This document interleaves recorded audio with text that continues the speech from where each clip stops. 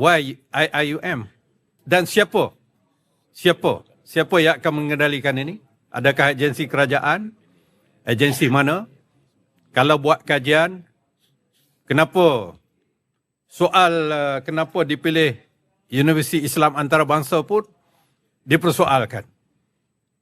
Kenapa tidak universiti lain yang lebih senior? Universiti Kebangsaan misalnya, yang ada kepakaran. YIIUM.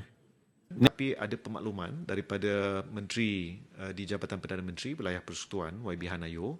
Beliau cuma memaklumkan bahawa ada satu kajian yang sedang dilakukan oleh pihak UIA, Universiti Islam Antarabangsa Malaysia. There's nothing to debate at the moment because di Jemaah Menteri pun tidak dibentangkan apa-apa.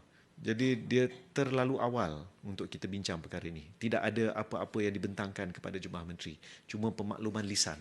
Cuma saya kesal ada pihak yang mempertikai keupayaan Universiti Islam Antarabangsa untuk melakukan kajian ini. Bagi saya itu satu sikap yang tidak baiklah yang oleh ahli politik ini. Dia sepatutnya melihat UIA sebagai satu institusi pendidikan yang mampu melakukan kajian. Bagi saya, he shouldn't have said that lah.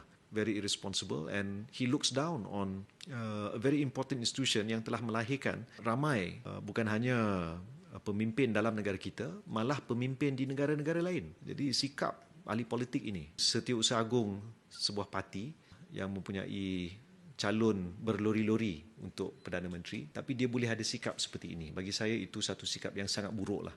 Don't look down on our institutions of higher learning, especially UIA.